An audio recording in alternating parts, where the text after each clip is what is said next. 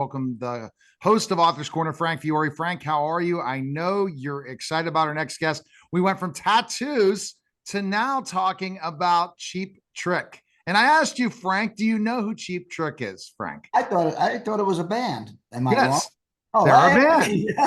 They're a band, Frank. So our guest today is writing a book on Cheap Trick, Ross Warner. It's coming out, you said, in September. Is that correct, Ross? Fourth, I believe, is the actual September 4th.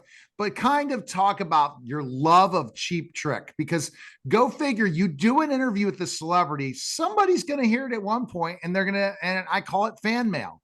I don't get a lot of fan mail, and Ross reached out to me after the interview because I said something different with Rick than somebody else did. But by the way, my celebrity podcast is now number 3 celebrity podcast in the world, according to FeedSpot. We're looking on another radio syndication deal. Someone wants to try to make me the next Joe Rogan of radio. So we'll see. But go ahead with Ross, why you love Cheap Trick.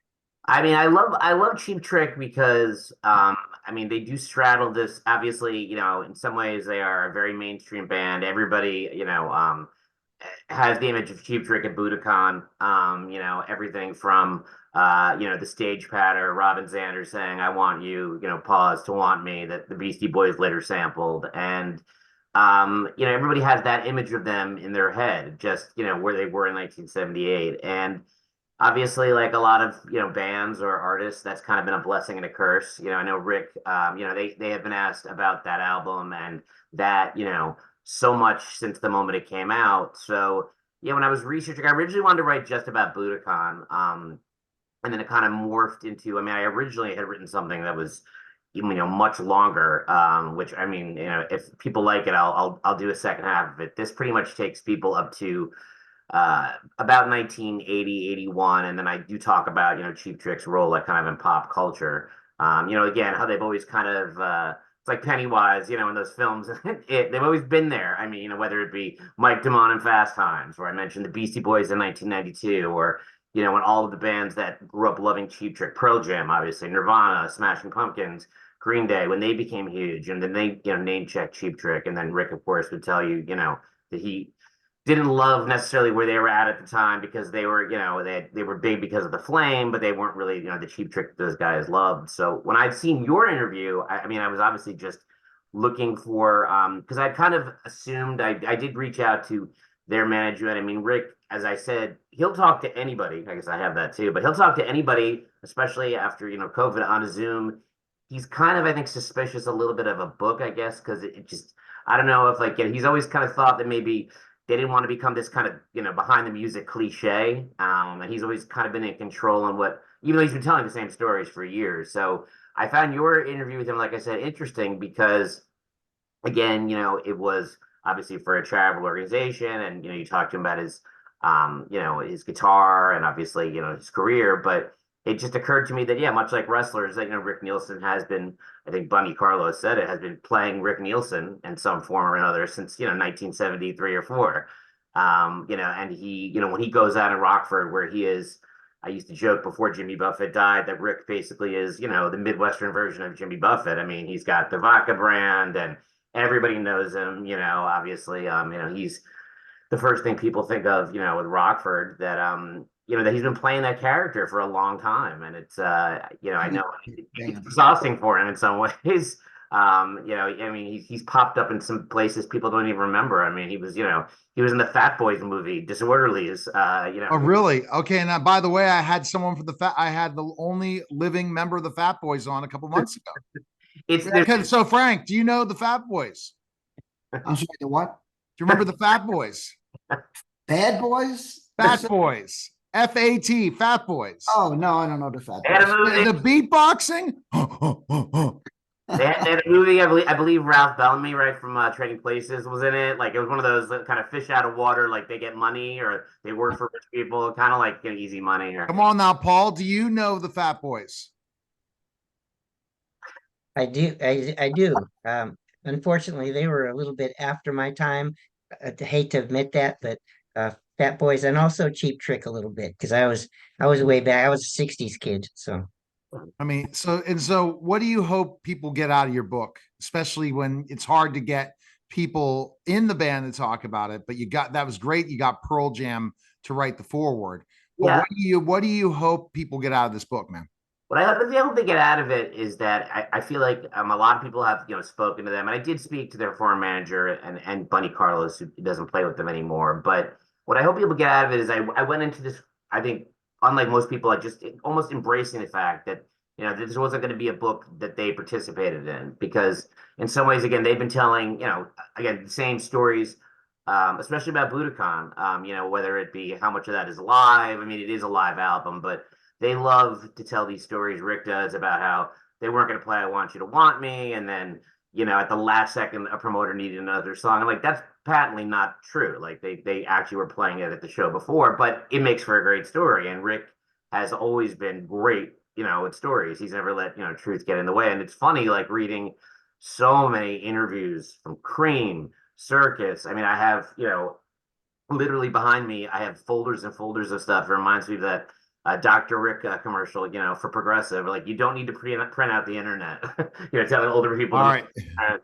So, I hope what they get out of it is that, obviously, that these super fans, and I have a lot of them, enjoy it. I tried to, like I said, get a lot of stuff that hasn't been out there, especially about Budokan. I think, again, I put in the introduction, they've had the same excess and ego that everybody else has had. I mean, Rick will patently tell people he sells vodka but doesn't drink anymore, but doesn't really like to talk about how he got there. But I hope that they also enjoy it. Like, I'm sure they will read it, and again, it's kind of their thing where they I think they're, like I said, reasonably suspicious that people are somehow trying to co-opt their story. But it's a celebration of a really great band. Yeah. They mentioned the '60s, that they loved the Move, they loved Dwayne Eddy, and they became at one point the biggest thing in the world on the cover of Rolling Stone, and everybody knew who they were, and they were on 8-track cassettes. All right. I'm going to sing these to you, Frank. I'm going to serenade you with some of the songs. Just a little bit of a bar, as I'm a terrible karaoke guy, or I'm a great karaoke. You make the choice, guys, live here on the Neil Haley Show. I want you to love me. I want you to need me. Do you remember that song? Come Nope. on. Then the other one is Surrender. I'll let you sing. Is it Never Surrender? No, just surrender. How does it go? But it's The chorus is, mommy's all right, daddy's all right. They just seem a little weak. Surrender. Okay. Okay, that's Surrender. What other ones? Sing another one for me. Dream Police. The Dream Police. I mean, I sound like Mike DeMont from Cheap Trick, but Dream Police, they get inside of my head. The Dream Police, they come to me in my bed. The Dream Police, they're coming to arrest me. Oh no! And then all right, good. So I nailed one of them. Yeah. But I honestly, Cheap Trick is a icon, Frank. So you have.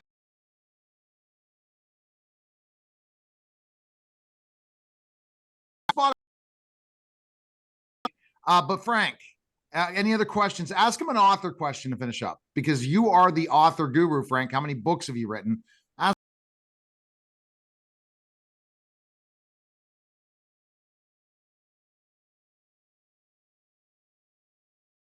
Plans. I mean, my marketing plans, it's Backbeat Publishing, so I mean they're somewhat involved in it, but I mean I pretty much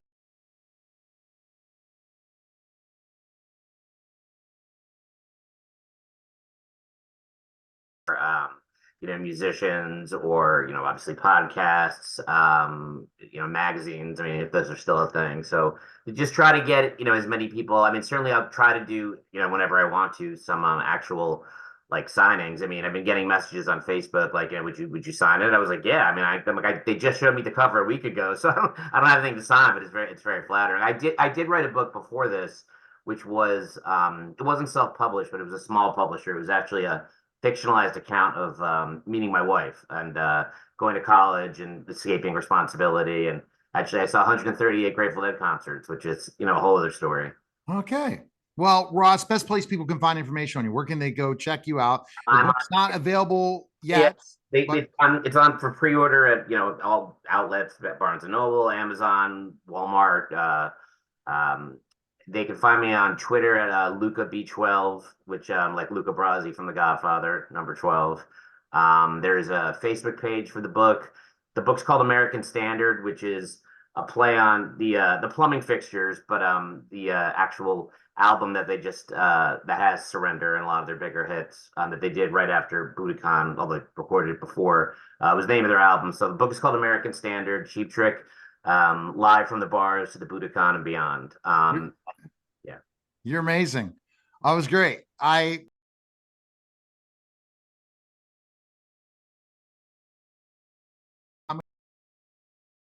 Is it good if Gary Vee can do co-working broadcasting live 12 hours a day on YouTube?